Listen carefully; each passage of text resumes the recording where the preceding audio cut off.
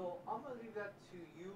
Whenever you're in this position with the same crew, your main thing is, aside from the PowerPoint, is to remember to do that. It's always half hour before it starts. Private.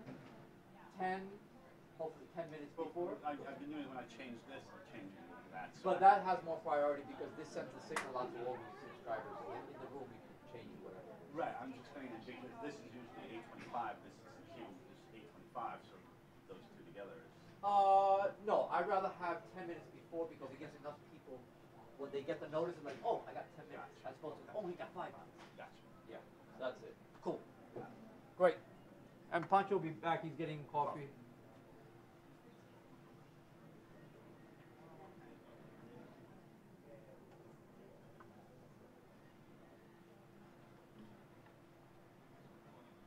Yeah, so see, because I'm subscribed, I get a notice. It says, oh, starting now. So it gives me time, like, oh, okay, maybe I'll check it out.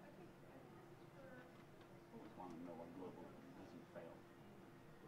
Always want to know what globalism failed.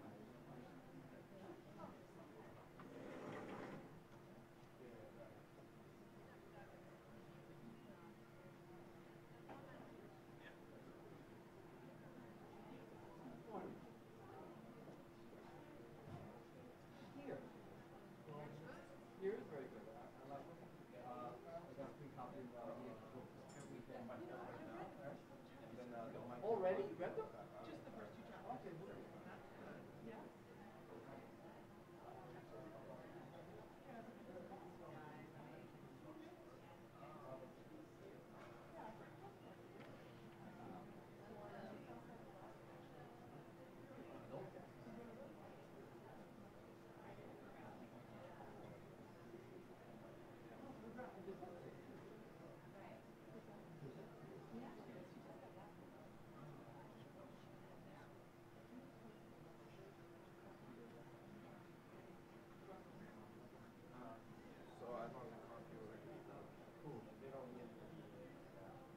Yeah, James might come up downstairs. Oh, Ian? Yeah. Okay, then let me go get James. Yeah, I told Sarah. Sarah's mic me on right now. Yeah. Okay, I'll get this mic. All right, thank you, Sarah. All right. Thank you, John. Thank you, guys. John, do you want to start on time, you think? I think we're gonna start. Yeah, because they were together last time. I don't need to chat right now. Okay. Probably gonna be hey, hi guys. So. No, I'll start asking you.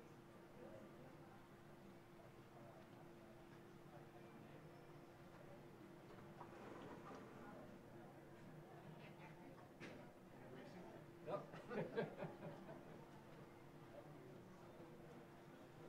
Thank you. Just about to text you. Because he just said, we're going to start on top. Yeah, we're starting on top. I knew you were. Should I just You'll start be here 9:20, 8:29. Perfect. Yeah, they just started yesterday. When am I late? Wow. Like a few days ago? Yes, No, but I'll once we get up. no, I was still streaming. I just, Hey, and then so check it out. Remember the big old, oh, we're not going to use the tape. We're not going to use the video. For which? Oh, for Saturday. We've been asking for days. Oh, Saturday? No, them. Carry on. Yeah, all that group. So, I mean, they can. 2 rights, first door. 2 rights first. Give him the audio.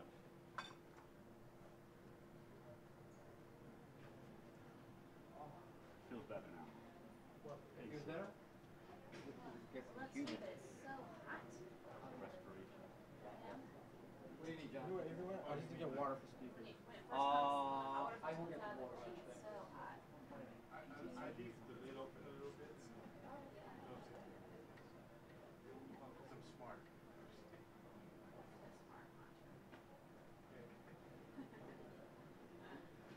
Thanks. Thanks, Alright, I'm gonna fade out this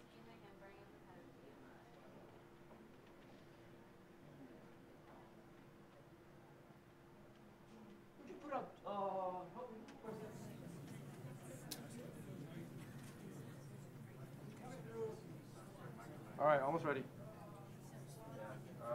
2 minutes, 3 minutes.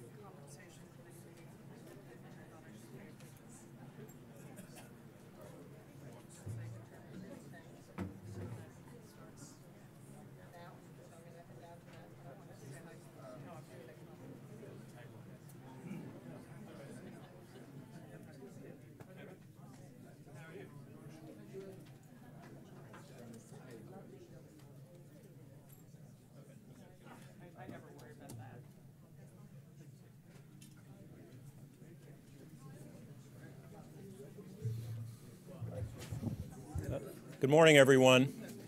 I know some folks are still trickling in and getting their coffee, and you're welcome, by the way, if you haven't, to breakfast at the back. But we want to get started in a hopefully moderately timely fashion. It is 8:32. Welcome to all of you. I'm Tom Nagorski. I'm the Executive Vice President here at the Asia Society. Welcome to what promises to be a very interesting and particularly timely edition of our monthly Asia briefing. I know it will be because Ian Bremmer, our guest here, has written a really interesting and super timely book. I've just finished it. It is, by the way, on all your chairs. You can't help but miss it, and that is a departure from the usual books are for sale at the back. Books are a gift today for joining us, and they are courtesy of our trustee, Harold Newman, who is with us. And I'm going to ask you to hold your applause for a moment. Hal Newman does a lot of great things in support of this institution, and among other things, our guest today, Ian Bremmer, is the Harold Newman Distinguished Fellow in Geopolitics here at the Asia Society Policy Institute. Hal, great thanks to you and to Ruth for everything you do here. Appreciate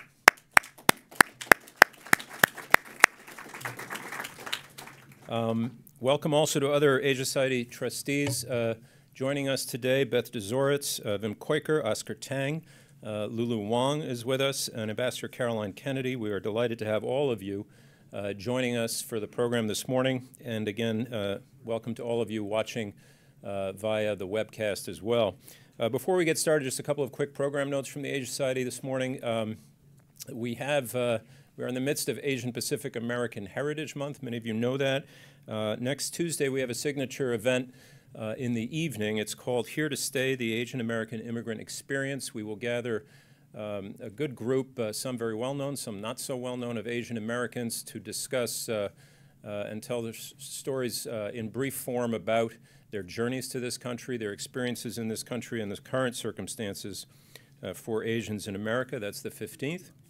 The following week, one of the longest and really finest traditions we have here at Asia Society in New York. May 23rd, we host the 15th Annual Award Luncheon for the Oz Elliott Prize for Excellence in Journalism in Asia.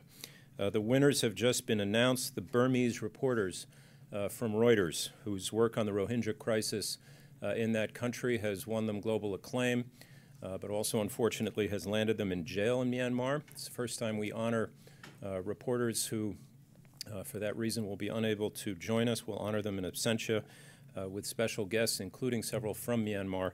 That's the Oz Elliott Prize lunch and ceremony on the 23rd of May. And on the 24th, we wind down our spring series, Buddhism and Beyond, which, of course, the hallmark of which is the exhibition in our galleries, Unknown Tibet. But on the 24th, we have a special evening event about Buddhism and business. We'll be joined by the American CEO who almost lost his life in a skiing accident and then turned to mindful meditation as a personal matter. But it's now a major force that he uses in the running of his Fortune 500 company, Buddhism and Business, on the 24th of May. Now to this morning. You all, well, many of you have known and seen Ian Bremmer here before. You have his bio, you now have his book. The latest of how many, Ian? 10th book, Us versus Them. Ian is president and founder of the Eurasia Group. And I'll just add, I don't think this kind of language is in the bio, that Ian is not only a really interesting and intelligent observer and commentator on global events, he's also a great synthesizer of disparate facts and trends from the world over. And having just finished this book, I can tell you it's no exception. Just to take a few examples, Us versus Them begins with young Palestinians throwing stones. It finishes with high-tech entrepreneurs in this country doing all kinds of interesting and inspiring things to fight the impacts of globalization, the negative impacts of globalization here. Along the way, you get commentary on the dreaded Smoot-Hawley tariffs, the new social credit system in China, and something called the Global Happiness Index. We learn or are reminded that U.S. factory jobs are less at risk today of going to China or Mexico than they are to going to a robot, because, as Ian notes, a shoe manufacturer in Kentucky is better off, or maybe better off, replacing a worker with a robot than outsourcing that work to the Chinese. And given that Ian Bremmer writes much the way he talks, you get a lot of quotable lines, and I'll just give you a couple. He calls the whole us versus them question a struggle that, quote, we can no more avoid than we can avoid global climate change, and the time is coming now to begin preparing for a world of higher tides. This is the coming crisis. And of course, our president doesn't go unmentioned. There is this line towards the end: Donald Trump did not create us versus them created Donald Trump.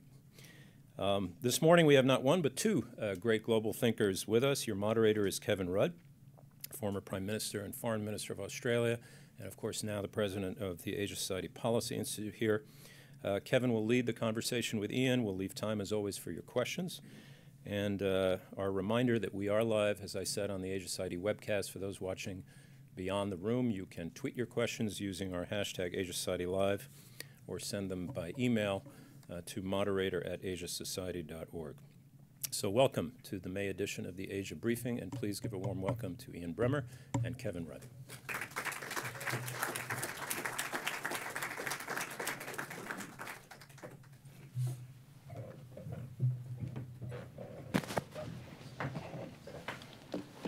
For those of you who are confused, Ian's the one without the tie. It's this guy over here. Us versus them, my friend. You and I were at a baseball game last night at Yankees Stadium. Who was us and who was them? Yeah, us. From our perspective, us lost, sadly, but what do you do? Yeah, so I should confess this to a New York audience. I don't understand the rules of baseball at all, but I'm a Red Sox fan. I wanted to be up front. It's a public confessional. Because in our is that right? Enjoyed the game. It was a great game, but in our tradition in Australia, you dance with the ones that brung you. And it was the Harvard Kennedy School in Boston who brung me to the United States in 2014. So my first experience of this strange game of yours was at Fenway Park. That's right. Actually first got to know this guy because we're both eating hot dogs at Fenway Park together. That's right. It was a good game. It's a good game. Yeah. Sox lost. Sox lost. It was bad. I mean, the nice thing about, sort of my view of baseball, very unlike my view around this book, is that 5 minutes after the game's over, I don't really care. That's not in the spirit of a baseball fan. There's sort of be rolling angst, for days and weeks after the game. Going back to an earlier book of yours, by the way, not Us versus Them, Ian also is the author of a book and the bon mot of the G0. So let's step outside this book just for a moment as we begin our discussion this morning and look at what else is happening in the world. There's been a tweet from Chancellor Merkel of Germany an hour ago. What did the Chancellor have to say? She said that the United States can no longer be counted on to defend Europe. Now, in the world of politics and diplomacy, words are bullets. This is an unusual thing for the Prime Minister, President, or Chancellor of an allied country of the United States to say. It's a big thing to say. and it's in direct response to what's occurred with the President Trump's decision on the JCPOA or the ending of the Iranian deal.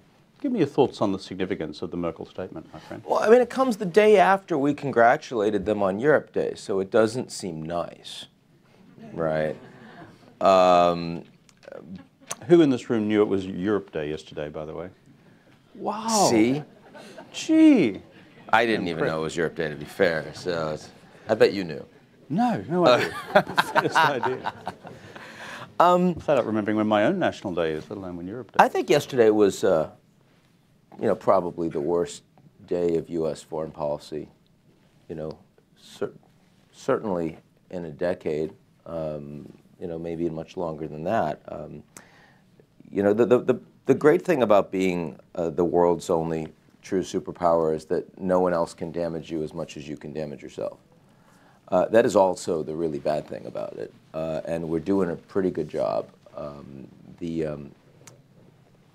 We know people say that Trump is a great divider, but I mean I do actually find him in many ways a great uniter. I think that no one has brought other countries together the way Trump did with, say, pulling out of the Paris Climate Accord, or pulling out of UNESCO, or Asian allies with pulling out of TPP. And the Iran decision was by far the most lasting and problematic of those unilateral decisions. I am not someone who believes that the Iran deal was a great deal. And I actually thought that pressing the European allies was a useful thing to do. And in fact, it was leading to improvements on willingness of American allies to work with the United States to ensure that the Iranians would be punished even after the sunset of the deal if they decided that they were going to go ahead and develop nuclear weapons capabilities. That's a real plus. But once you've done that, then work with them. And even Mike Pompeo, who's no fan of the deal, was trying up until the last moment, till he was sent to North Korea, to get President Trump to work with the Europeans multilaterally. And Macron in the morning, same thing with his phone call. And Trump's response to the allies was basically drop dead. I think that the response that those allies are going to have to the Americans, you do need allies. And at some point, there's going to be something that we want from the Europeans that we're not going to get. There are going to be decisions the Europeans will make every day that will be based less on trust and more on their own transactionalism. And that unwind, I think, is pretty significant. So all this, I mean, I know that you're bothered by all this. All this bothers, I think it's hard to care about foreign policy. It's hard to care about the stability of the world and not be worried about the underpinnings of the most important relationship that really got us some level of global stability since World War II, which is the transatlantic relationship. And I think it's very clear that that relationship, as of today, is in its worst shape, structurally, than it has been at any point since the end of World War II. I think that's right. I mean, with due respect to Hal Newman, who's with us this morning, I mean, a lot of politics, international politics, is a bit like a Broadway show. But some of it's real. And the beginning of wisdom in politics, international politics, is to know when something fundamental and real has occurred. And this was one of them. Why is it real? I mean, you've just mentioned North Korea. The big differentiator between what's unfolding in North Korea and what had been unfolding in Iran is that for the Europeans, they were all within rocket range of the Iranian capability. This became, therefore, an elemental concern of European collective security, what you did with the Iranian nuclear program. That's why it was the P5+1. Britain, France, together with Germany, the European Union collectively engaged in these negotiations, which went on and off for the better part of a decade in one form or another.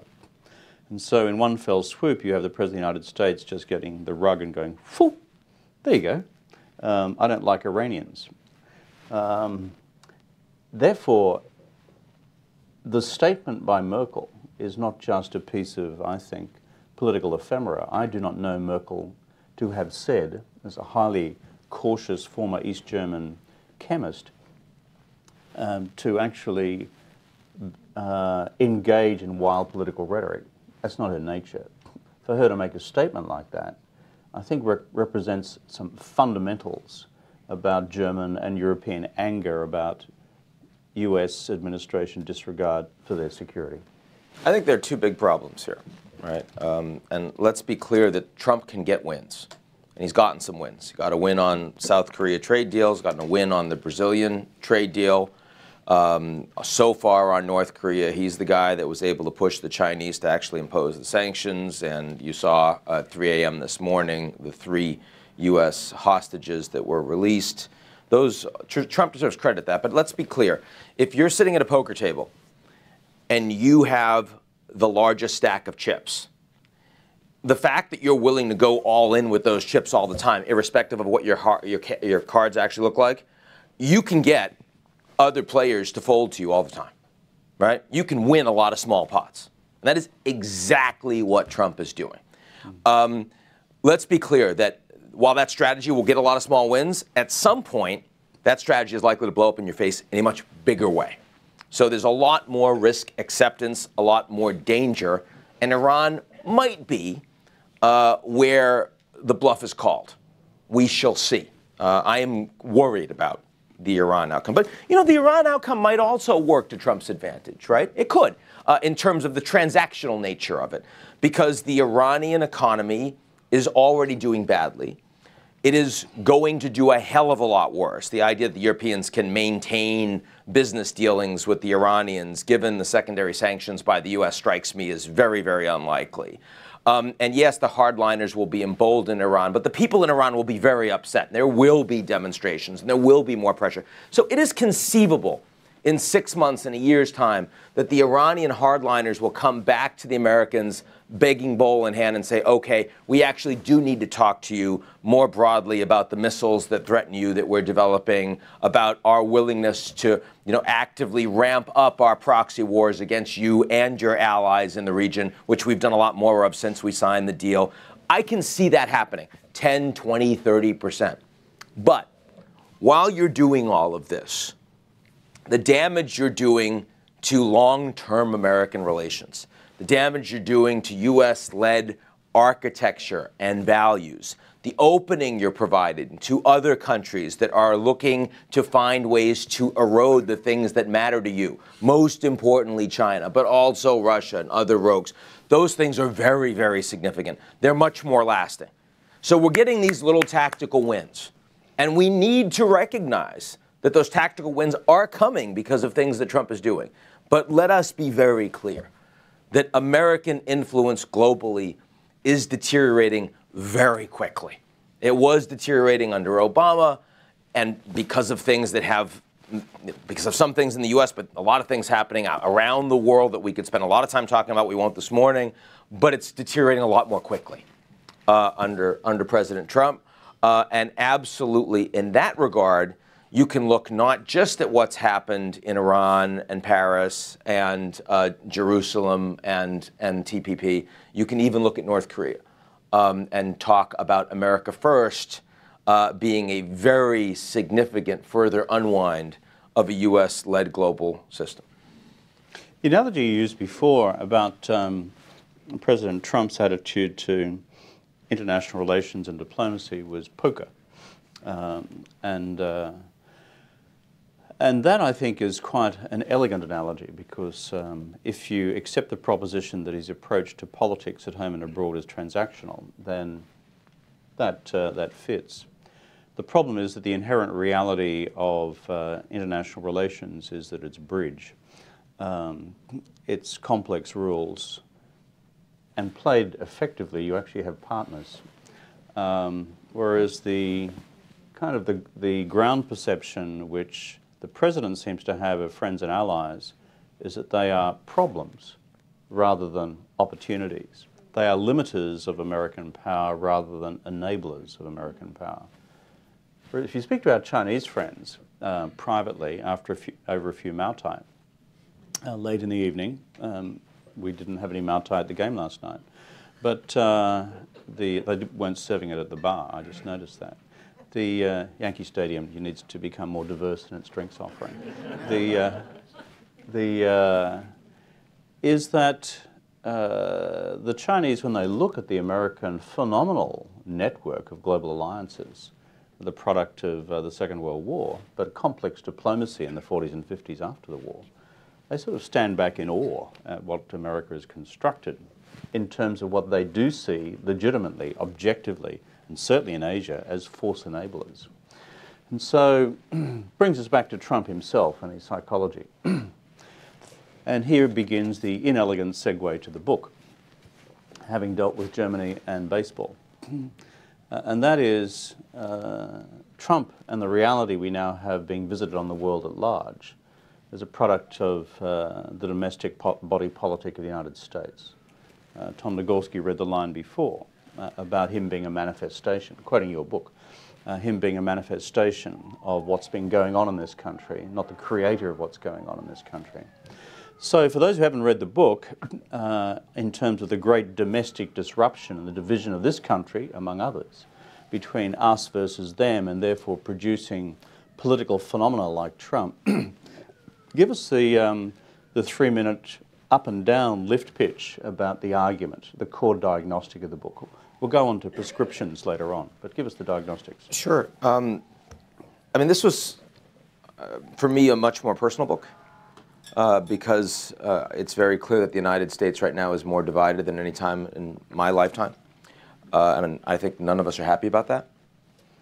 And it's happening at a time when the U.S. economy is doing really well. It's happening at a time when the global economy is doing really well. And, you know, as someone who grew up in the projects, my brother voted for Trump. My mother, if she was still alive, would have voted for Trump. They probably would have voted for Sanders, too, to be fair. But, I mean, the idea that they would support the establishment, the view was that the establishment lies, that they have lots of facts at their disposal, and they use those facts and don't really care about us. And no one's going to take care about my kids except for me and the family. And so we'll do anything. We'll lie, we'll cheat, and we'll steal to make sure that you guys have an opportunity. And that was my personal experience, but I always kind of put it in the background because I had so many opportunities growing up. And I think it's much harder to put it in the background today. So the 3-minute lift pitch. 60 seconds left. Oh. Because that was just a little personal kind of Yeah, it was an intro. Segue. It was a 2-minute intro, mate. So Oh, sorry. we need the I thought people cared about my personal story. I care. You know it already. I care. So, yeah, I care. yeah. Hal cares. I care. Okay. The others no one don't. else cares. Okay, Okay. fine. That's fine. Okay. I understand. I mean, they're here on a morning, but thank you.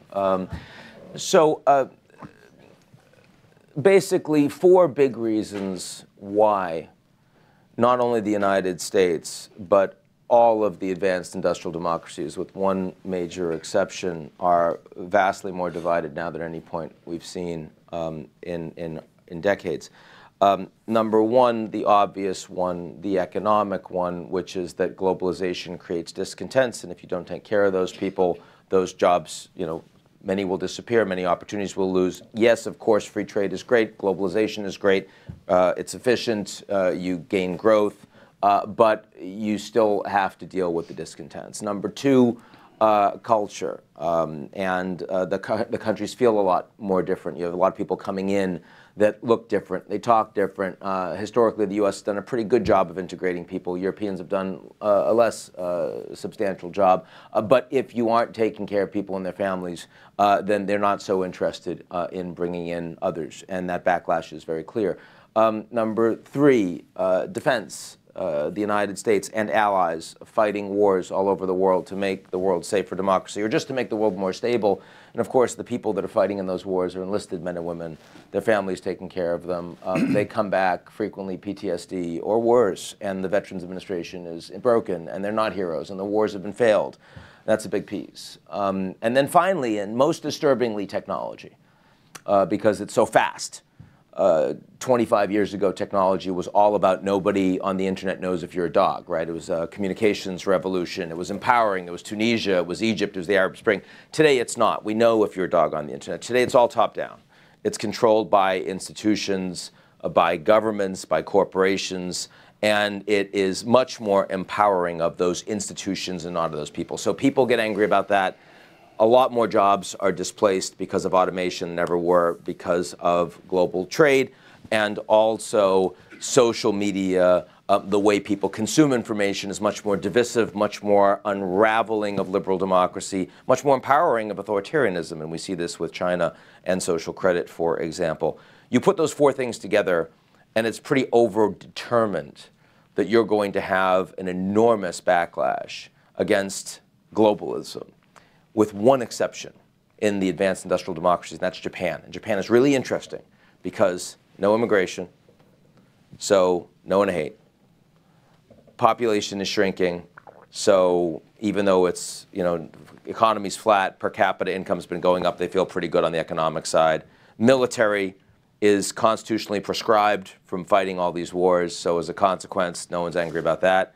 And you look at the homogeneity, and you look at the population shrinking, and you realize that the AI revolution actually benefits Japan, doesn't hurt them. So the one country where you don't see the failure of globalism in the West is the one country that actually never embraced globalism. And I think that tells us something that's pretty concerning. So that's the 2-minute pitch. 4.5. Damn.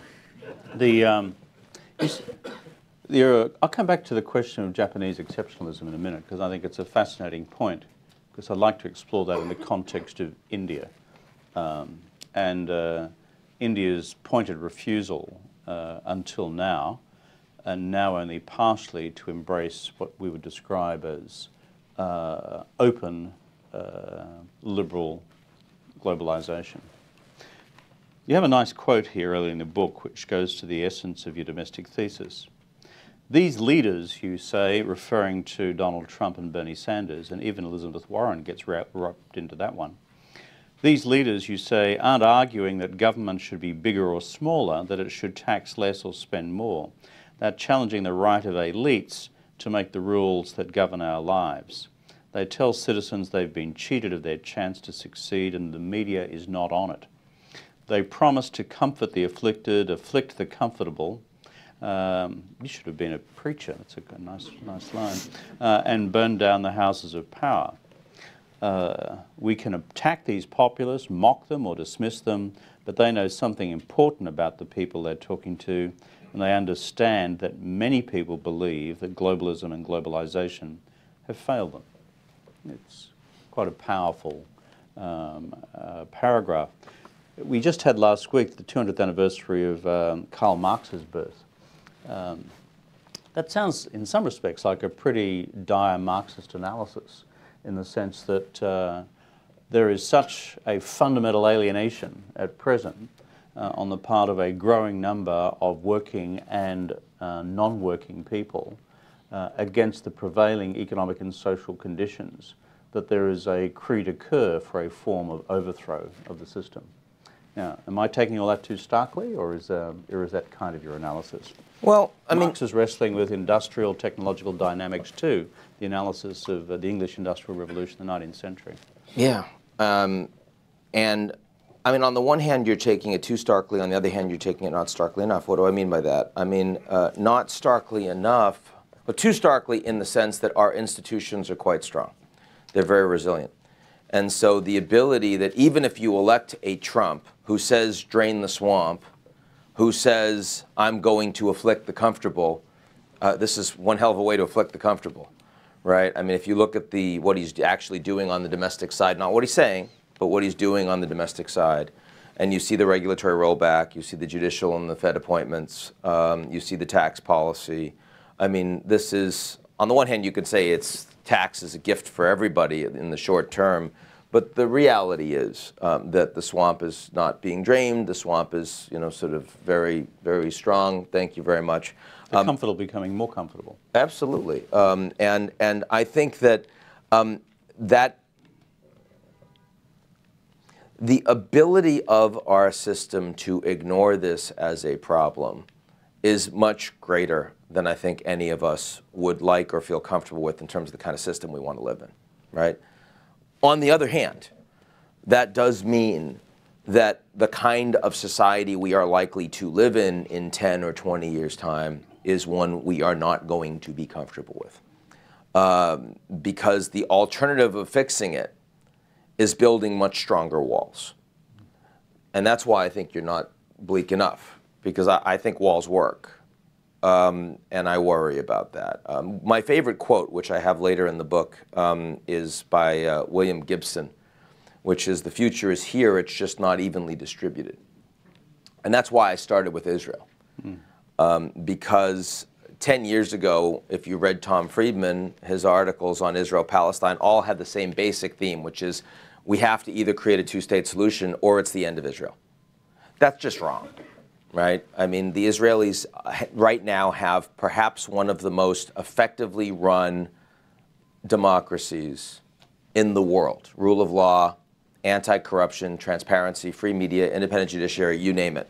That's even true for Arabs living in Israel, as long as you're not Palestinian, right? As long as you're not in the occupied territories. And the Israelis have been able to do this in part by effectively walling off the Palestinians. And when I say walling them off, I mean in so many different ways. I mean the border walls that even right now, you know, there are these 3 cement factories that are on the Israeli side of the Gaza border, and they're building walls under the border to stop the tunnels with sensors too. I'm talking about Iron Dome, which is a kind of a wall stopping Hezbollah missiles from coming in, stopping Iranian missiles from coming in, right? You saw over the Golan just in the past 24 hours. I'm talking about extreme vetting. Anyone that flies into Tel Aviv knows what real extreme vetting is. If you're not who you say you are, doing what you say you're going to do in Israel, you're not getting in. Very different story than the United States or Europe. All of these things. But I'm also talking about a process of dehumanizing Palestinians, which is really important. It's essential to the paradigm. Because you can't live in Israel today and not care about the two-state solution unless, to a degree, you're prepared to accept that Palestinians aren't really people, right? You have to, because they have none of the economic opportunities and none of the personal security opportunities and none of the educational opportunities. And you know, we can, and you have to be able to do that, or otherwise the cognitive dissonance would be too great. You'd be saying, how can I possibly live like this and allow these people to live like that? And the thing is that Trump really gets that. He even says, you want to see how walls work? Look at Israel. And you know, Trump is by far the ne plus ultra of us versus them leaders. I mean, Trump's willingness to say that Mexicans are prepared to come here and rape our women and criminalize our population, that Nigerians will never go back to their huts if we let them in, that Haitians are bringing AIDS, that even in the United States, how dare these black athletes, we let them make millions of dollars and then they won't even stand for our national anthem. I think that's very effective, because I think it allows us to more effectively dehumanize them, to the extent that when I posted 2 weeks ago that there were 11 Syrian refugees that have been allowed into the United States so far, 11, so I mean I could give you their names, right? We put their pictures up. Half of the Americans responding to... Please don't do that. I won't, but because I don't have them with me. But half of the Americans that responded to my social media post, and I didn't comment on it, I just put it up, said, yeah, that's 11 too many. Now, that's not a country that has the Statue of Liberty, right? I mean, that's a country that has gotten more comfortable. I mean, 7 years of Syrian war with 5 million refugees can only be allowed by people who don't believe that Syrians are really people. 1 million plus Venezuelans, much closer to home, that are fleeing because they've lost, on average, over 15 pounds of weight in the last 12 months. Over 90% can't get enough food, can only be allowed if we don't really think of them as people. And I think that that's the direction we're heading, right? Especially if the fourth industrial revolution is actually not the fourth industrial revolution, but it's a post-industrial revolution where we're not going to need as many people working.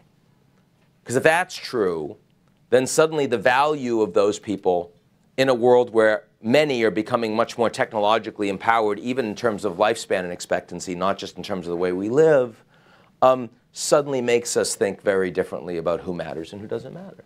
The defining feature of authoritarian and totalitarian regimes in history is the division between people and non-people. We're acutely conscious of what the German fascists did on that question during the Second World War, where the Jewish peoples of Europe were regarded as subhuman. That was effectively the the tenets of Nazi racist hatred. And in communist regimes, including Stalin's Soviet Union, you had categories of non-people because it was only by categorizing them as non-people that you could deal with them in inhuman terms. Once you cease to be human, you can be inhuman to those who are not human. That's your thesis. It's domestic, I mean, it's a powerful set of arguments, and walls, whether they are imagined and maybe real to come between the United States and Mexico, walls as they are now physical and real between Israel and the West Bank. But you extend the analogy to a future dystopia in the United States and the collective West, whereby the whole notion of the walled residential enclave becomes the norm. That is, that the us becomes increasingly walled away from the them. And that's, for me, the disturbing bit of this. Let me return to Chelsea for a moment, where you grew up in Boston. Back in Chelsea, in my own neighbourhood, people are angry. They no longer believe that hard work and education are enough. They don't see a path, and they feel they've been lied to. This is where you go on to talk about the voting decisions of your brother. You've been back there. I mean, you know the community.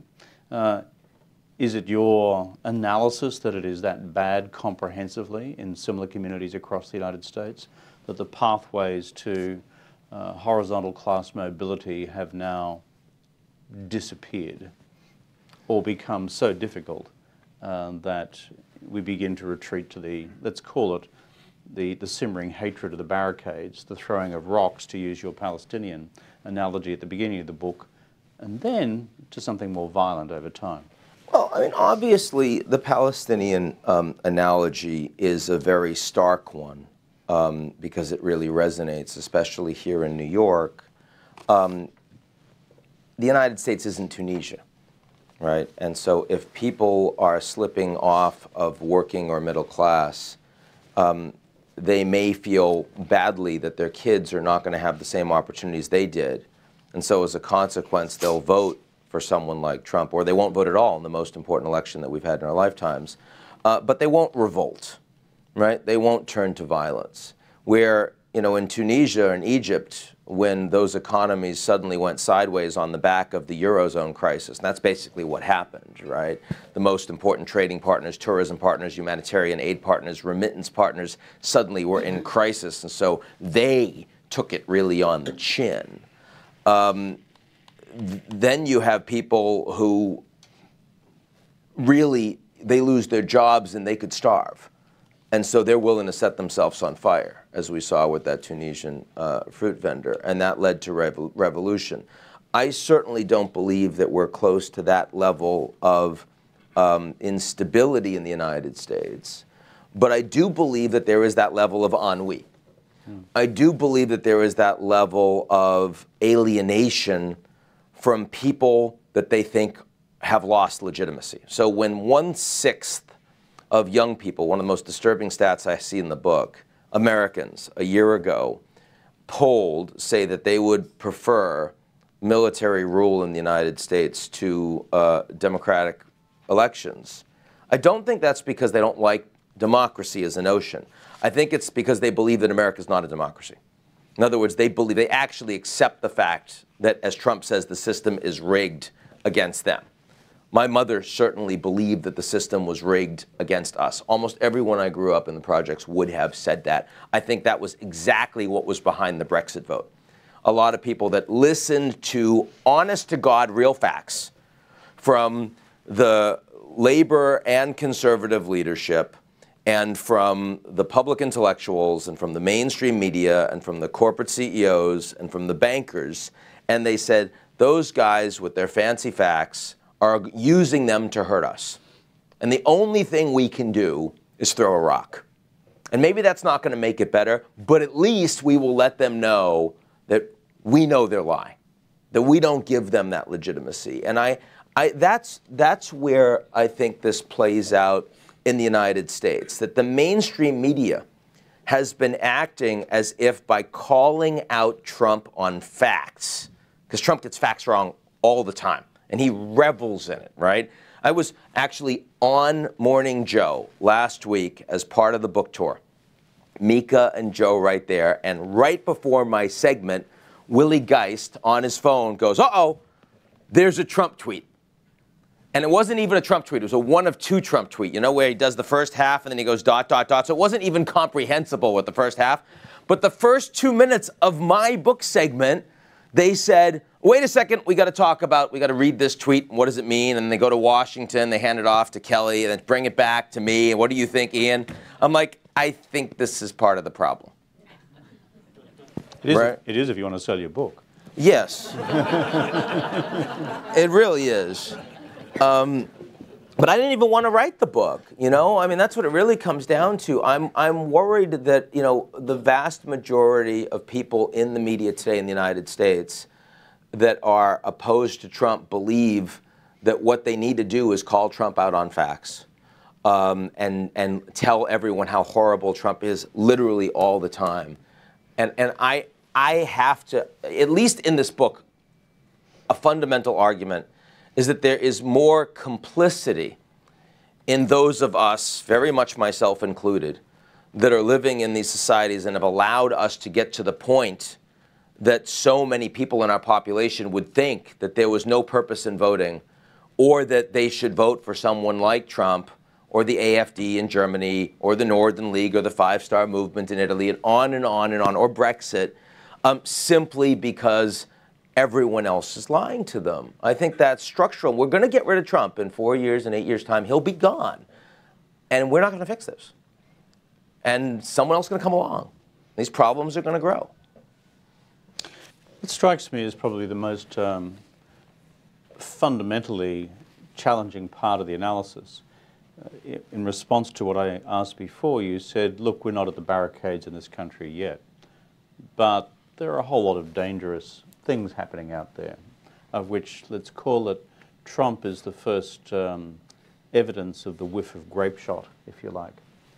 As an outsider, as a foreigner living in your midst, what I sense is, given Trump's brilliance at manipulating this deep sense and reality of alienation in large slabs of America, when finally the game is up, and it's demonstrated that he hasn't afflicted the comfortable, but made the comfortable more comfortable.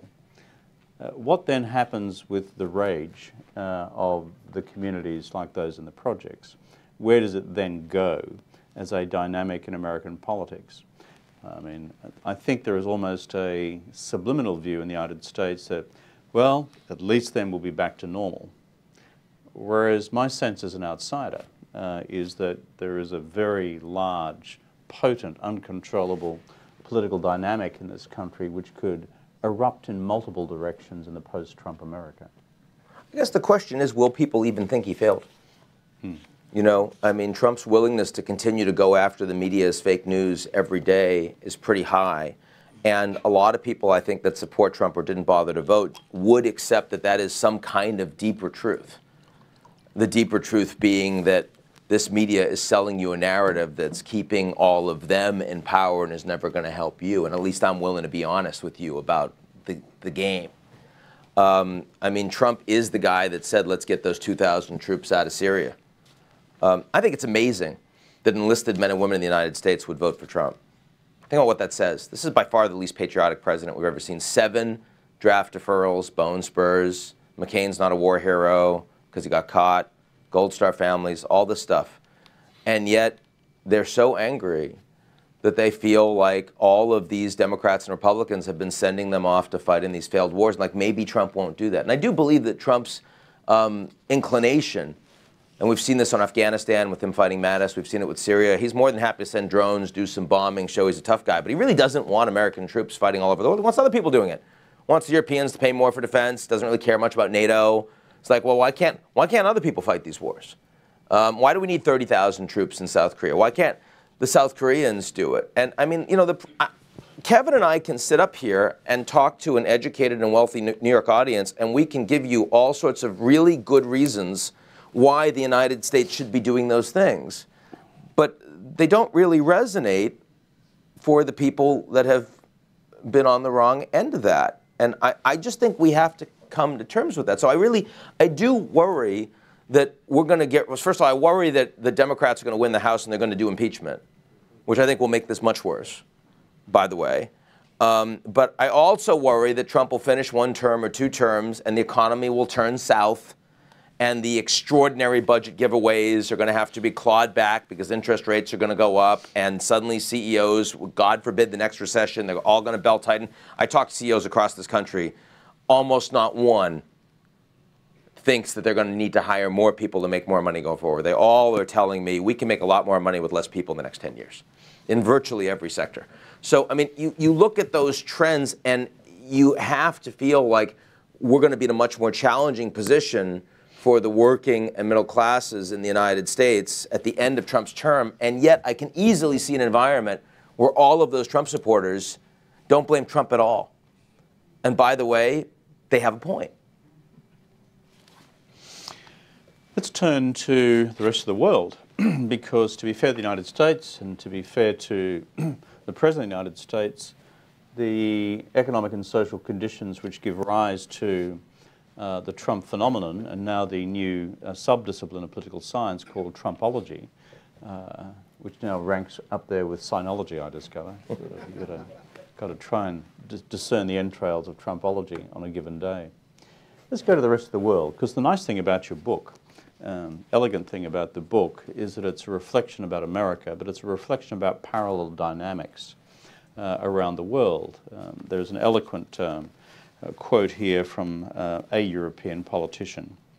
It's time for a local revolution. Countries are no longer nations but markets. Borders are erased. Everyone can come to our country, and this has cut our salaries and our social protections. This dilutes our cultural identity. Who said that? That's Marine Le Pen. But it could have been said by Alternative for Deutschland, it could have been said by UKIP, it could have been sent minus the term social protections, which is the European giveaway term. It could have been said here. And it could be said in my country as well. But you go to the guts of the book and you talk about how do these dynamics, for which the central turbocharging factor is the technology revolution and its magnified, accelerated, accentuated labor displacement effect, and the inability of markets to any longer do their thing, which is to as rapidly create jobs elsewhere in other industries and other opportunities to then absorb, and usually, historically, at higher levels of income. And then you go to a series of countries. We're the Asia Society, so let's trip across quickly some thoughts that you might have on some which would fall within our geographical definition of Asia. We take the UN definition of Asia, which is Tel Aviv to Tokyo, and all points in between. We stop at the Suez Canal. Saudi Arabia, you have some interesting reflections on Mohammed bin Salman. Do you think he's correctly identified this parallel phenomenon in his own country? You raise skepticism about whether his approach is going to be too much too late. Yeah, I mean, look, the great thing about Mohammed bin Salman is that he is one of the very few leaders in the world today that you would really say is transformative, is even revolutionary. He is trying to truly change his system to address just how dramatically they are misaligned with where the world is heading. And he's trying to do two things. He's trying to change the oil portfolio to be a diversified portfolio, and he's trying to change the oil economy to be a diversified economy, human economy. On the first, he will succeed.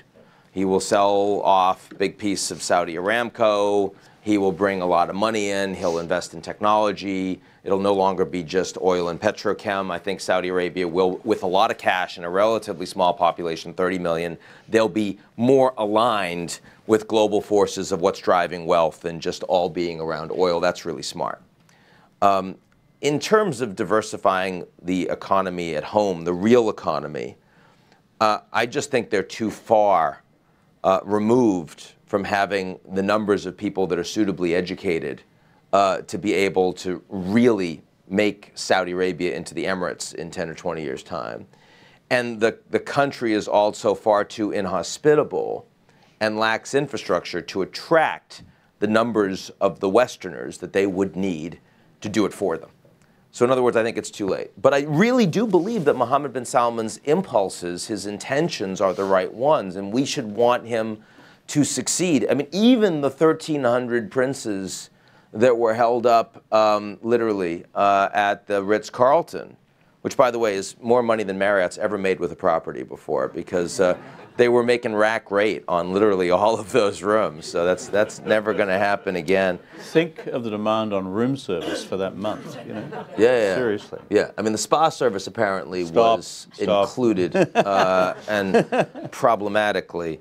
No, and the fact that some of them were not treated well in that 5-star jail is also something that, while I don't welcome, I understand that you needed anti-corruption in a very dramatic way, because you can't have over 10,000 princes spending money the way they have historically. The money's not there. So I'm glad they did that. But I just think, if you ask me, will they succeed? The answer is probably wouldn't bet on it, because it's too hard.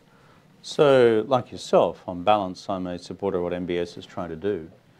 He's trying to create, he's widening the tent of us and bringing a whole bunch of thems to become us in a wider social contract, a term we'll come to in a minute.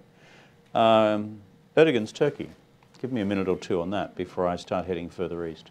I do love, by the way, that young people in Saudi Arabia are happy about generally what MBS is doing, women and men. And I think that if you go to any country, look at that kind of stat, and that gives you a sense of, do you like them, do you not like them, right? Turkey, you can't say that about Turkey.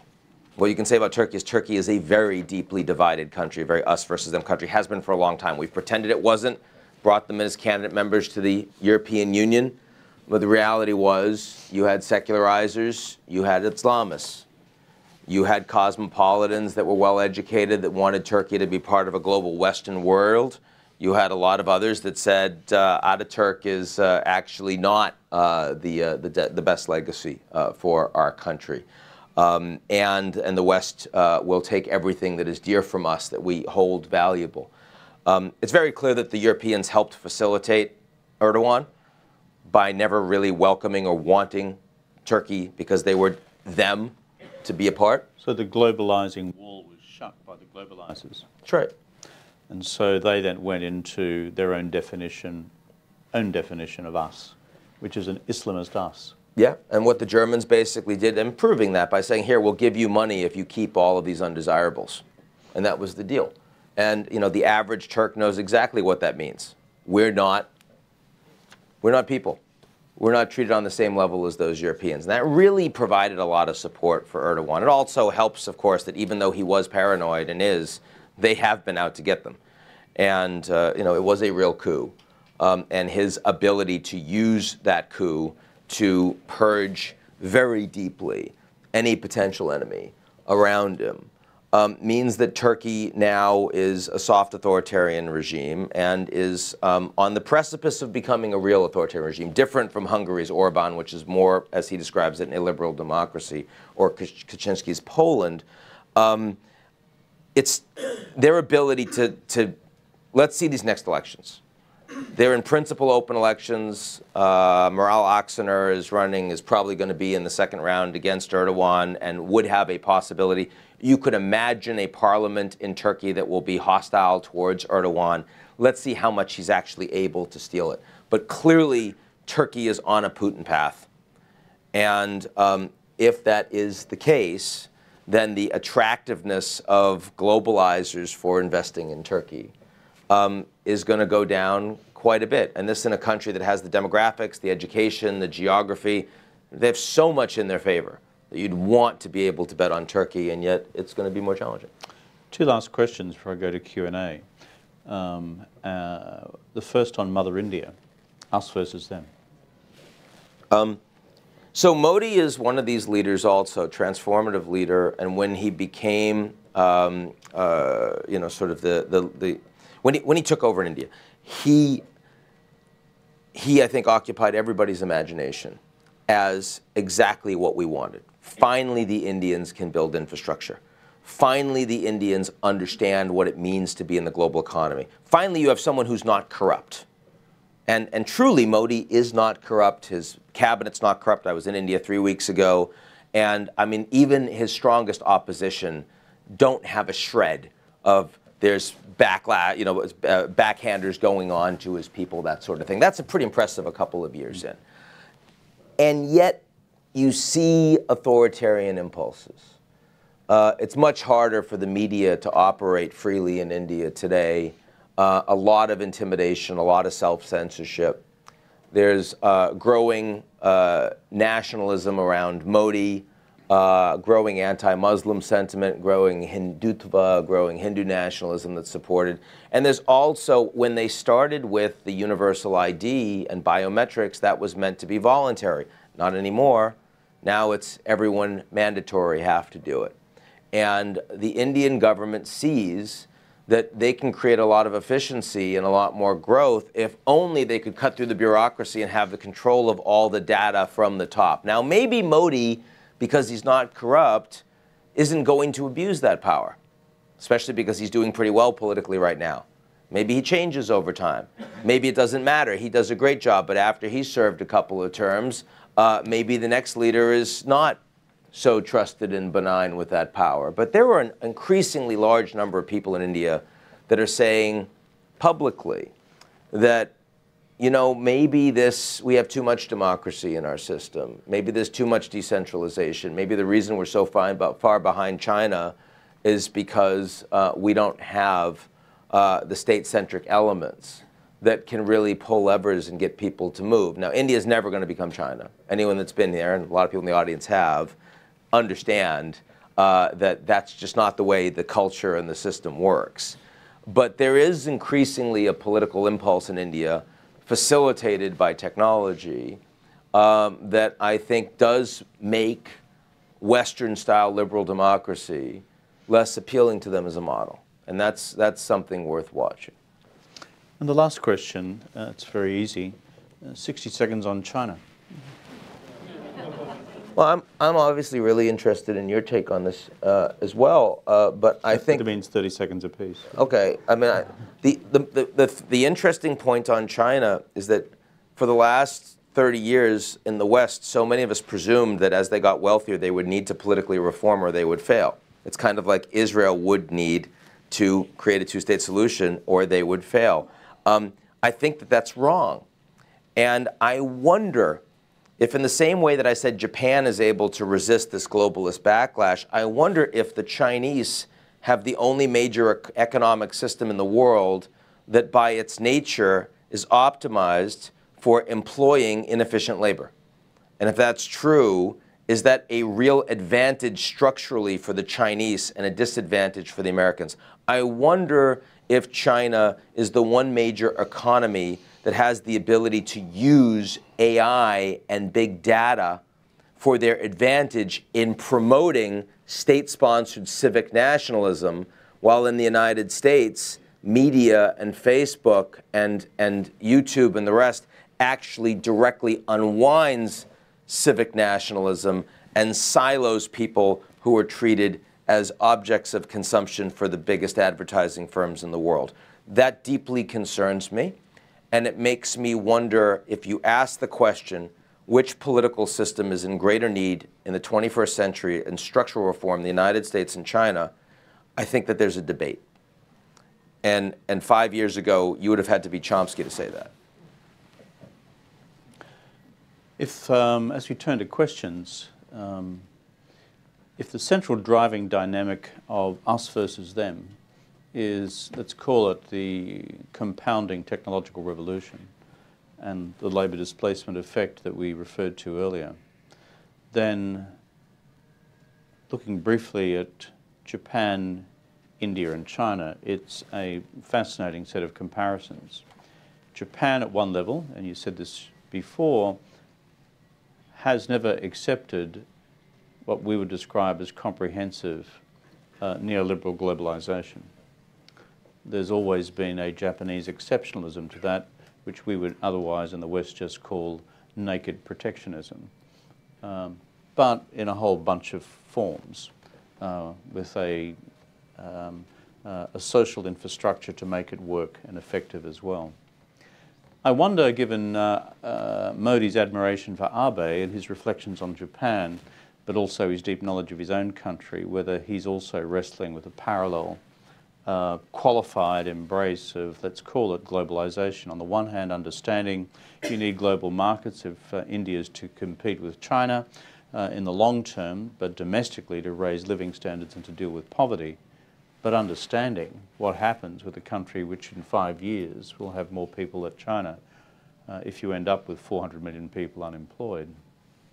And then the Chinese, who, when you ask young Chinese what their view of globalization is, it's always positive because they see it as opportunity. And therefore their attitude to the global dystopia we speak of here is actually quite a different one. But that is almost buttressed on the presuppositions of a Chinese political economy or a Chinese political culture which says, don't worry, comrades, there are always going to be some very well-defined limits around this. And if you want a case study, I think, in terms of Xi Jinping's reflection on the next wave of domestic liberal economic reforms, that's gone slower, and a big decision to retain a large slab of activity in the economy for state-owned enterprises as part of an insurance premium against disruptions in the labour force driven by technology, which he and the rest of them are anticipating. Questions from the audience? There's a forest of questions. Can I go to, and I'm going for gender balance here, and I've suddenly got 6 male hands in the air, so this becomes difficult. Folks, but I'll go from here at the front, and then I'm going to go to Lulu. Yeah. Over here, sorry. Sorry about that. Hi, Stuart Beck from China Simplified. You mentioned CEO's inclination to look to AI and robotics rather than new workers, and the quote from the book about the UN feeling that 2/3 of all developed market jobs are in danger. So my question is, in this polarized us versus them world, how can we possibly reach a consensus to start working towards a solution in that area? I mean, when I wrote this book, I felt a little bit like I was writing about climate change 30 years ago, right? When the science was there, people that were studying it understood what the problems were, but we're talking about something that's kind of in the future. It's a really big and hairy problem, and it's going to be massively expensive to deal with, and the governments don't want to take it on, right? Especially because it's going to really hit like poor displaced people first anyway. So the idea that you were going to get governments to suddenly say, okay, let's fix this, was wrong. And so the first books about climate change by the serious people were, blaring the alarm, saying, everybody, we got to pay attention to this. And I kind of feel like, for me, this is a book like, everybody stop just banging on Trump. And in the UK, by the way, on Brexit, it's even worse than it is on Trump in the US, right? Their complete Brexit derangement syndrome is in like full effect. It's all people talk about all the time in the restaurants in London. Oh my God. But that doesn't mean you can't talk about solutions. It just means that the kind of solutions you're going to talk about will be experimental, and they will be small ball. So in the last chapters of the book, I write about some of them.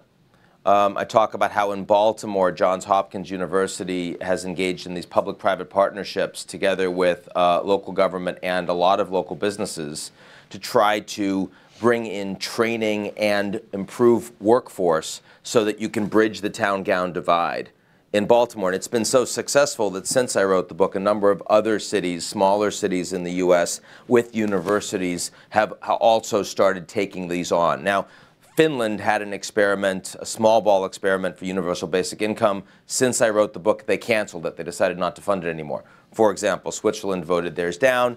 There are some others that people are trying. There are in-betweeny kind of outcomes like gig economy in Denmark, where you have some towns saying, we're going to provide, it's going to make it easier for corporations to hire and fire people, no penalties around it, but the taxes are already really high. Here's what we're going to do for these people to strengthen their social safety net for the times that they're effectively fallow, to continually improve their schools. The CEO of AT&T is paying for universal training as long as their workers do it on their own time. Going forward, WeWork has some ideas around this as well, bringing in digital accounting. San Francisco, since I wrote the book, has decided to provide free community college education for all residents of the city that want it. If that works, maybe other cities will take it on. Steve Case, former CEO of AOL, has actually put together a relatively significant venture capital fund that's trying to invest purely in flyover places, so-called, because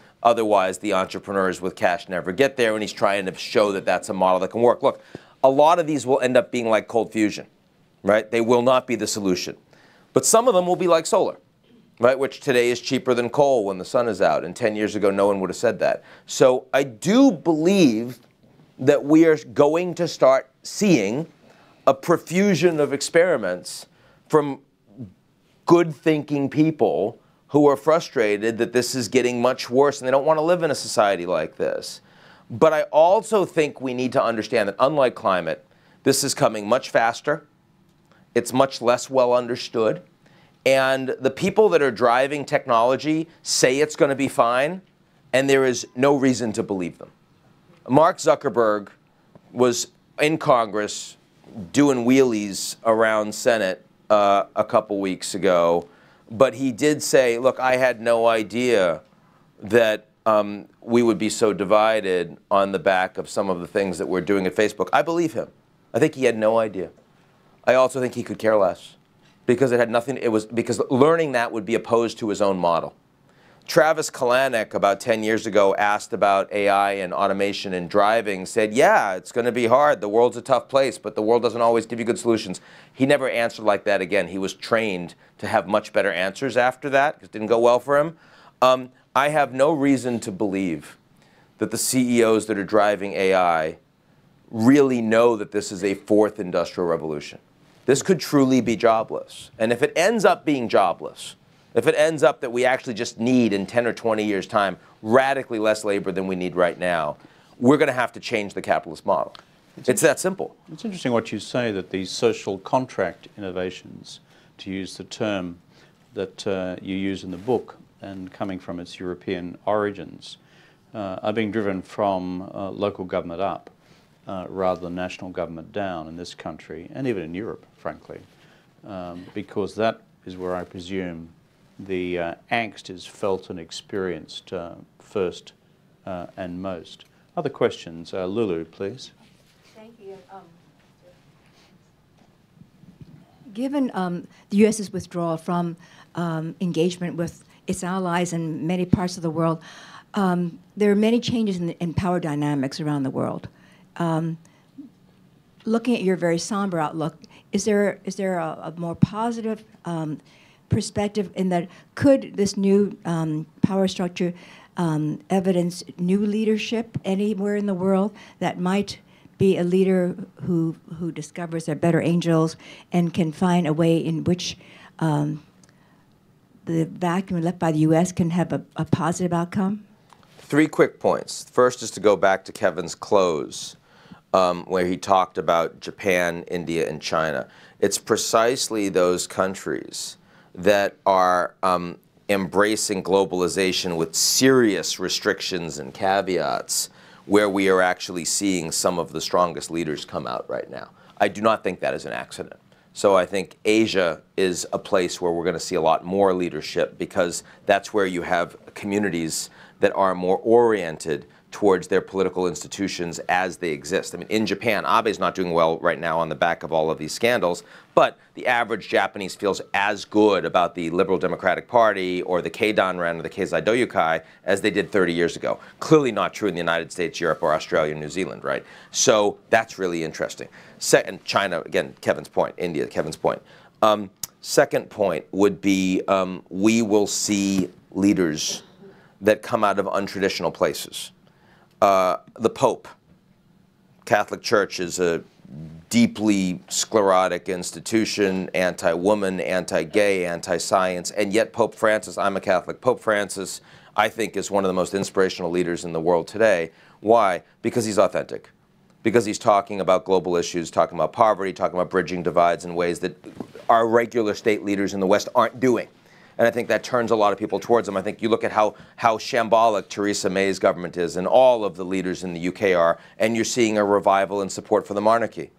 And I was at the palace a week ago, and it was really interesting as they were asking me about prep for the Trump visit, and they're trying to give him a lot of time with the Queen and very little time with the public for they don't want to embarrass him. And I said, well, how does the Queen think about Trump? And she's like, she's seen 12 presidents. She'll see a 13th. And I think that, you know, in that, look, the royal family is self-acknowledged, not very bright. Clearly, they're not exactly representative, and yet the Queen represents something that really matters, I think, these days to the average Brit. And I think that, 10 years ago, you wouldn't have said that. Final point is that, you can get leadership in countries like the United States, but usually you get real leadership on the back of crisis. We're not experiencing a crisis right now. But if we were to experience a real crisis, the potential for the United States to turn out a real leader or more, I think, is not something that we should despair of. I'm still struggling with the assault on the integrity of the royal family there. So, I thought you were going to say the Catholic Church. I'm amazed at that. Well, yeah, I've got these multiple loyalties, but I'm former Prime Minister of a constitutional monarchy. The Queen is my head of state. Fair point. It took serious talent to lose these colonies in the 1780s, but there you go. The next question up the front here, please. Yeah. So, Bob Rosencrantz, Intelligence Squared Debates. So, if you took a somewhat utopian view of a technological future in which we could enjoy material abundance with very little or much reduced labor input, there is an example in the world that looks sort of like that, and it's the Emirates. And it's a pretty unhappy example. This is a more existential or philosophical question. What does a world look like where material abundance comes without much work? If it comes with, it's a great question, and if it comes with our existing political system and social safety net, then it will end up with enormous numbers of people that are dehumanized. Because what will happen, right, in all of this abundance is that you're going to be changing people. Right? Within 30, 40 years, you're going to have people that are, very differently abled through technology, through the drugs they can take, through the enhancements they can have. We're already doing this with our military in the United States in ways that most people here are not aware of. Read up on DARPA if you don't know about this stuff, right? People that will not need to sleep as much to function well, people that will have highly, better memories, much more capable of doing the jobs that they're available to do. Those will be expensive. Those will not be available to everyone unless you have a social safety net that is very different than what we experience in the West right now. Now, look, we already have something like this on the planet. It's the way we treat animals, right? We love animals, right? And yet we've convinced ourselves that livestock are not conscious and don't feel pain. And we need to do that, because if you don't do that, it would be really hard for us to live as human beings, right, with the way we actually treat livestock, which is incredibly inhumane. And they are tasty, right? So I accept that, and look, and I don't care. No, we've gotten to the point that people that talk about people talk about animal rights in polite society are kind of a little fringe. They're a little weird. They're kind of too into it, right? You're glad that they're there, but you don't really want them at your dinner parties, right? Because it's like, hey, we're going to serve normal food and we're going to wear leather and just go away. But the ability of human beings to support things, to internalize things, to vote for things that are really not okay is really high when we're not given other solutions. We find ways to tolerate the intolerable. And I really believe that for all of the utopian promise of technology, and that is the new religion. If anyone is developing a religion in the world today, it's Yuval Harari and Homo Deus and Elon Musk and the singularity with Ray Kurzweil, all these guys, and they are all guys, and that also tells us something. They're literally all guys. We should not believe that if technology takes away the jobs and creates abundance, that is going to be anything close to well distributed. There's no reason to believe that. There's every reason to believe that won't be true. Everything in human history, temperament, and genetic makeup tells you that won't happen. So that's why we need to address it now, when actually times are relatively flush and we have some cash. The Italians have just voted in a completely ridiculous group of people. They can't form a government, right? But if they do come in, or if they have a new election, which they probably will, and you get an even worse outcome, they'll be able to spend a lot of money because they've got a lot of money, because growth is picking up a little bit now. The Germans will give them some flexibility, right? That's the time that you want to try to say, okay, let's make sure that in all this money we're spending, let's do it in some ways that make some sense for the long term. Because the US right now, that budget, a lot of money being spent, not a lot of smart money being spent. Not a lot of things that are going to address the concerns that you have. We have time for a couple more questions. The lady there, and then the gentleman over here, if that's okay, and I'll just check on the time once we're through those two. Thank you so much for your presentation. I'm Nikita Desai from the Asia Foundation. When I see the title of your book, Us versus Them, I'm an immigrant. I came here in 1990 from India. And so I was a them, but now I am an us and a proud American citizen. So, I think when you said we're not at the crisis point, when you were speaking, I really felt like we were at the crisis point. So what would a crisis point look like for you and the struggle for a lot of immigrants here in understanding what's happening with our country, which used to not be my country, but is now my country? It felt like a crisis in that regard for a few months when we had the Occupy Wall Street movement in 2009. 6 months later, it went away. No one cared about it. We didn't fix any of the issues, right? I think it feels more like a crisis when you go away from a presentation like this and then you go back to your jobs. You don't go back to normal, and we all will. This really doesn't impact us. There's an enormous amount of apathy and indifference to this issue. People are paying more attention. The Economist subscriptions are up. This is the first book I've ever done that's a bestseller. Right? It's not because it's so much better than previous books, because more people are reading about international affairs, right? And those are good things, but it's marginal. And so I really push back. As someone who's traveled all over the world, Kevin's traveled all over the world, I've seen what crisis actually looks like. This is not crisis. I haven't been to Idaho. You haven't? No. Really? You've never heard of the Great Potato Crisis? No. Really? The gentleman over here for a question. Can someone tell me what the time is? I have neither a clock or a watch. Okay. I'm Dr. Robert Lester. I'm a retired college professor from Nassau Community College. My question deals with an article in Foreign Affairs, the latest edition, written by Susan Lunds and Laura Tyson, where they would argue globalization is not in retreat, it's not a failure, and they insist that digital technology is saving globalization.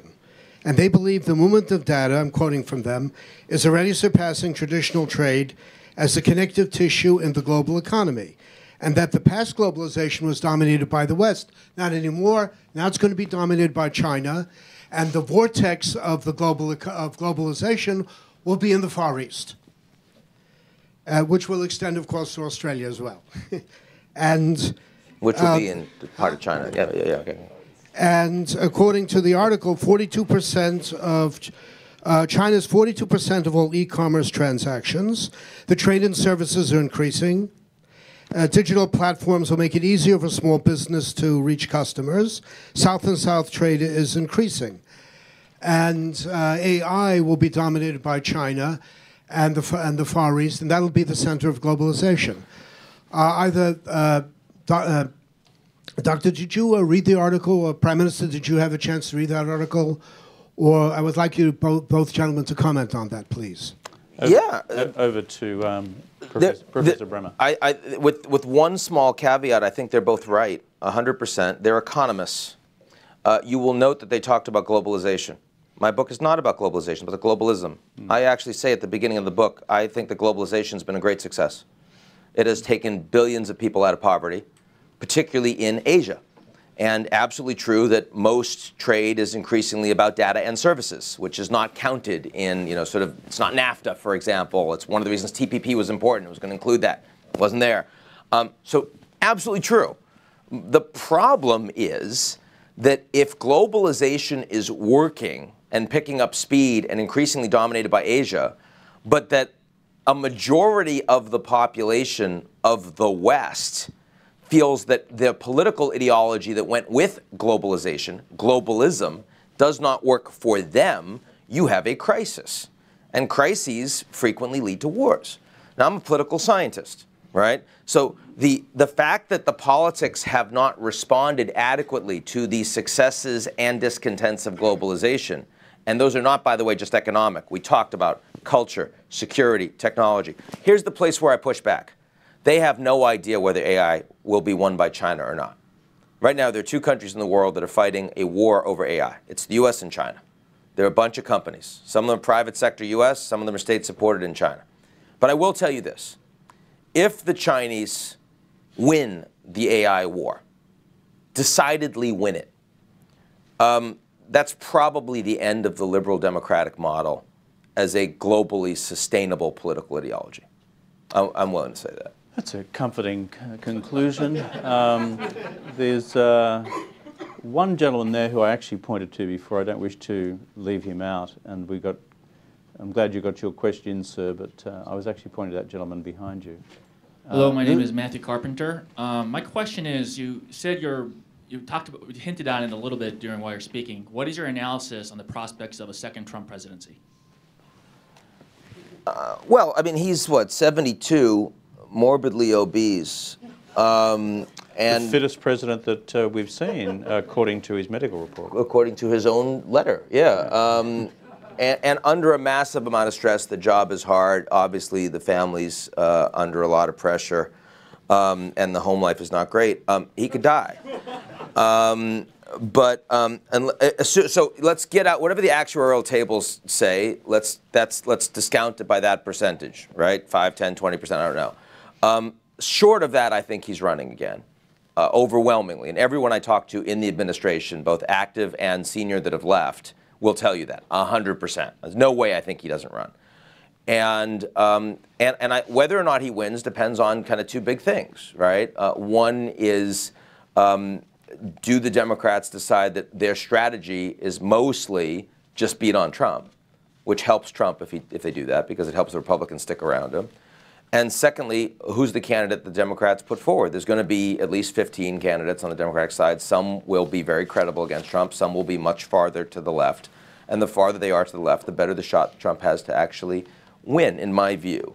But you also have the potential of a candidate in the middle that's a really establishment candidate. And if they play the way Hillary did, that's a problem too. I don't know. I guess what I'm trying to tell you is I don't pretend. Right? I thought Trump was going to lose the last election, and I thought it for some of the reasons that everyone did. I thought some of the reasons because we didn't realize, for example, that Hispanics in the U.S. that speak English as a first language actually vote like white people. Polls just had that wrong. That surprised me. Cambridge Analytica and big data played more of a role than I would have expected in swing states. That was interesting too. But I think it is a mistake to believe that Trump is necessarily a one-term president. Right? I think it's very plausible that he could win a second term. And that's one of the reasons why I think people have to take this seriously. If the response is just all the time on the media, CNN, MSNBC, all the rest, is just look how much of an idiot Trump is. I got to tell you, everyone I grew up with in the projects is going to say, you see these guys? They're never going to get it. They don't care about us. And they're just going to turn out and vote for Trump again, just to spite him. Just to spite him. Ladies and gentlemen, I think we've had a genuine tour de force this morning. I think the questions about globalization and Ian's responses about it on the one hand and globalism on the other summarize almost the essence of the entire argument. Globalization, this phenomenal economic disruptive force which has generated such enormous wealth on the one hand, but on the other hand has effectively externalized the environmental first cost, the social cost, and the political cost, and said that the political economy of all this is someone else's problem. Well, those chickens have come home to roost as we now deal with the politics and the political economy of globalism and try and find a third way through the middle of all of this. One of the other great quotes of Ian's in this book, he starts each chapter with a quote. I noticed you didn't quote me anywhere in this book, so the next volume maybe. It's a great one though here from Ralph Waldo Emerson. We learned geology the morning after the earthquake. And so in the identification of fault lines, which Ian goes on to in this book, it's a salutary moral tale to us all about becoming geologists before the event. And that's what this morning's discussion has been about. I'm pleased you met with the royal family recently in London, those who work for them. I assume a knighthood is on its way. Please thank Sir Ian Bremmer of Chelsea.